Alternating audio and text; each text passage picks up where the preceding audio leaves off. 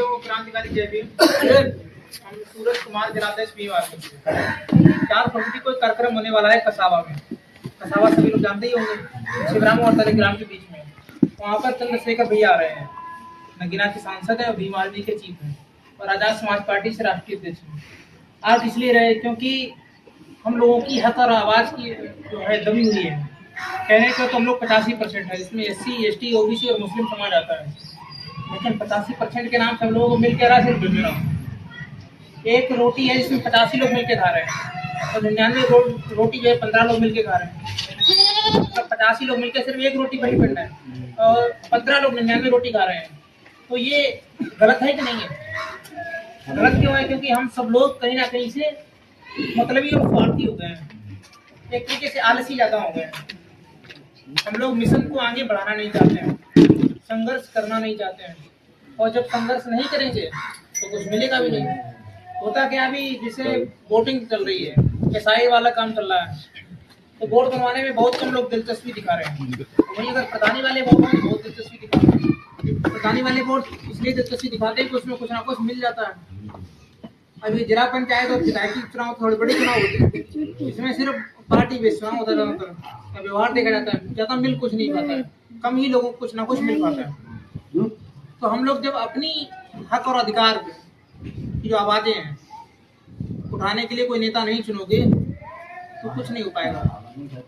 अभी 1 तारीख को हम जेल चले गए थे। एक कोरी समाज था कि महिला और पुरुष को ठाकुर समाज के लोगों ने बहुत मारा। 15 दिन तक उसका मुकदमा नहीं लिखा गया। तो पहले वो भाजपा वालों के पास गया होगा, सपा वालों के पास भी गया होगा, सबके पास गया। तो भीम आर्मी वालों के पास लोग आखिरी में ही आते हैं। तो हमारे घर पर आए वो कि भैया ऐसी ऐसी बात है, हमें मारा पीटा है। तो हमने कहा ठीक है। तो हम लोगों की बहस हो गई प्रशासन से।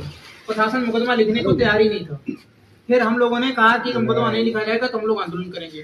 तो धरना प्रदर्शन किया, उसके ऊपर ने मुकदमा करवाया जो ठाकुर समाज के लोग थे, क्योंकि हम लोग हमेशा पीड़ित के पक्ष में रहते हैं। अगर गलत करेगा कोई हमारे समाज का तो मैं उसका साथ नहीं दूंगा, लेकिन अगर जो सताया जाएगा दबाया जाएगा उसका साथ तो हमें देना पड़ेगा। तो उसका हमने मुकदमा लिखवा दिया। तो उससे पूरा ठाकुर समाज नाराज हो गया। तो लगभग 1 महीना बाद एक मीटिंग हम लोगों ने की उसी गाँव में, चंद्रपुर में। तो मीटिंग में वो लोग तो भाई दुश्मनी लिए बैठे ही थे खुन्नस में। तो उन्होंने क्या किया, षड्यंत्र करके हमारे ऊपर मुकदमा लिखवा दिया। भाजपा के विधायक सत्ताधारी मुकदमा लिखवाने पर हमारे ऊपर 308 लगवाई। 308 लगवा दी, मतलब रंगदारी। ये बहुत बड़े गैंगस्टर टाइप के रंगदार हैं। सुबह सुबह हमारे घर पे लगभग 30 से 35 पुलिस वाले पहुंचे, बच्चों उठा लाए। 5 घंटे तक हमें गायब रखा बिल्कुल, ये रंगदारी लगा के। फिर हमारी जमानत तक होने नहीं दी। 20 दिन तक हमें अंदर रहना पड़ा, जैसे तैसे हम लोग बाहर निकले। चार्जशीट में क्या लिखा गया कि ठाकुर समाज के लोगों ने हमें बहुत मारा। ठाकुर समाज के लोगों को हमने इतना मारा वहाँ पर कि वो घर में बंद रहे, घर से निकल नहीं पाए, 3 दिनों तक खाना नहीं खाए, इतने डरे हुए लोग हैं। लोग पूछ रहे हैं कि जब यहाँ से बाहर निकले तो एक अफवाह उड़ाएगी कि हमने देवी देवताओं के ऊपर अभद्र टिप्पणी की है। सारे न्यूज में ये दिखाया गया कि देवी देवताओं पर टिप्पणी की थी। तो वकीलों ने पूछा कि टिप्पणी क्या की गई थी, ये नहीं बता रहे कि कहा क्या। अरे हमने कहा होगा तभी तो बताओगे।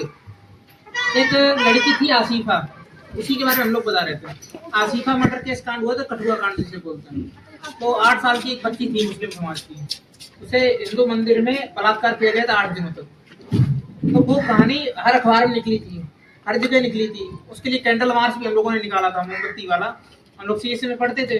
तो जो घटनाएं हो रही है अगर उसको आप लोग हम बता रहे हैं, गांव गांव जाके जागरूक कर रहे हैं, तो क्या हम दोषी हो जाएंगे? मतलब तुम बलात्कार करो, हम उसे बताएं बिना, लोगों को जागरूक भी ना करें, और तो हमारे पर मुकदमा लिखवा दो। फिर हमसे ये कहा गया कि तुम सस्ती राजनीति जो है बंद करो, भाजपा में शामिल हो। 5 घंटे तक हमें जेल नहीं भेजा गया, बाहर रखा गया।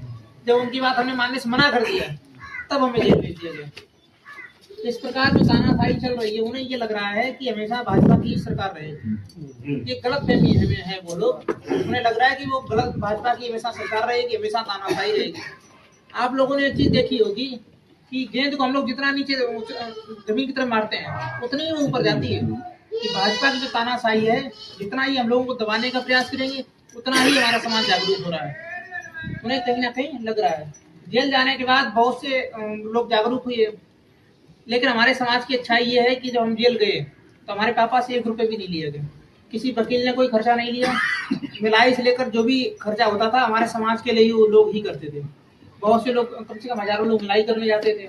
सब लोगों ने देखा तो हमें लगा कि जो समाज हमारे साथ खड़ा है, जेल से निकलने के बाद हमें भी उसके साथ खड़ा होना चाहिए, क्योंकि अगर हम समाज को छोड़ देंगे तो हमसे बड़ा कोई गद्दार नहीं होगा। तो आने वाला पंचायत चुनाव है, हम लोगों को नेता आप ही अपने ही लोगों में बनाना पड़ेगा, क्योंकि समस्या क्या है, हम लोग खुद को अपने समाज को नेता बनाना ही चाहते हैं। जैसे ये अंकल जी मान लेते हैं, आपके गांव के ही है, तो अगर ये जिला पंचायत में खड़े हो जाते हैं तो, और इनके पास पैसा नहीं है, पैसा तो है नहीं इनके पास तो खर्चा करने के लिए, तो इनके परिवार वाले ही इनको वोट नहीं देंगे, कहेंगे यार ये अगर बन जाएगा तो फिर हमसे ऊंचा हो जाएगा।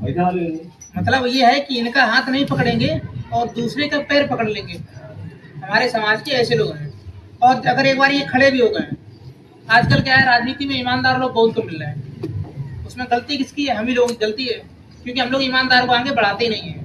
एक माइंड सेट हो गया, दिमाग में सेट कर लिया कि जिला पंचायत वही लड़ सकता है जिसके पास 10 लाख रुपए हो, विधायक की वही लड़ सकता है जिसके पास 2 करोड़ रुपए हो। लेकिन ये पैसा चाहिए किसको? पब्लिक को चाहिए ना, पब्लिक के लिए खर्चा करना पड़ा, तो पब्लिक को ही ये सोचना पड़ेगा कि जो 2 करोड़ रुपए खर्चा कर देगा, 10 लाख रुपए खर्चा कर देगा, तो 5 साल तक हमें दिखाई देगा।